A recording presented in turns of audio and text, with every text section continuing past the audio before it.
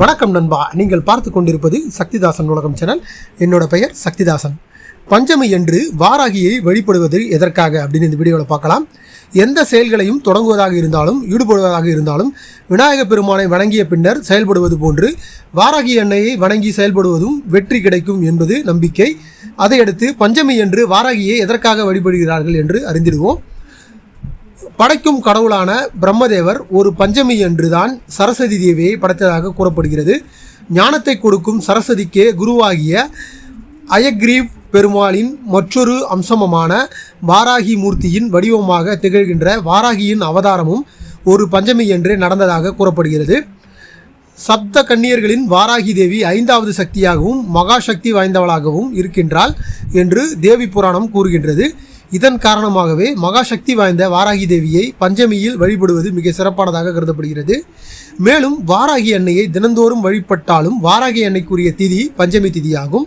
எனவே இந்நாளில் விரதமிருந்து அன்னையை வணங்கிட மிகவும் நன்மையாகும். அதையடுத்து இன்று பஞ்சமி நாளில் வாராகியை நேரிலோ மனதிலோ வழிபட வேண்டுதல் அனைத்தும் நடைபெறும். எப்படி வழிபாடு பண்ணுறது அப்படின்னு பார்க்கலாம். வாராகி அன்னையை பஞ்சமி தினத்தன்று மட்டுமல்லாது கிருத்திகை, பூரம், மூலம், ரேவதி போன்ற நட்சத்திரங்கள் வரும் தினங்களிலும் வழிபடுவது நல்லதாகும். இந்நாளில் காலையில் எழுந்து குளித்து நீராடி பூஜை அறையில் இருக்கும் வாராகி படத்திற்கு மஞ்சள் குங்குமம் வைத்து சூடமேற்றி வழிபட வேண்டும். அத்துடன் காலை முதல் மாலை வரை விரதம் இருக்க வேண்டும்.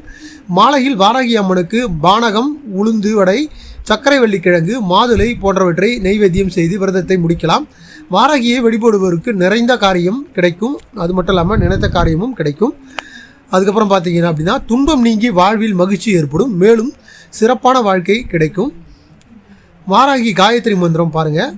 ஓம் சாய் மாலாக வித்யாக ஜல ஹத்யாக தீமஹே தன்னோ வராகி பிரத்யோகே அப்படின்றத அந்த மந்திரம். ஓகேங்களா.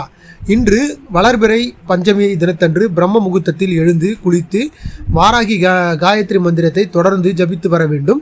வாராகி அம்மனை நினைத்து விரதம் இருந்து வழிபடுவதால் செல்வ வளம் பெருகும், தீராத நோய்கள் தீரும், எதிரிகள் பலம் குறைந்து வெற்றி வாகை கிடைக்கும், கல்வி, தொழில், உத்தியோகம் மேம்படும், நினைத்த காரியங்கள் நிறைவேறும், பெண்களுக்கு திருமண தடைகள் விலகும், புத்திர பாக்கியம் கிடைக்கும்.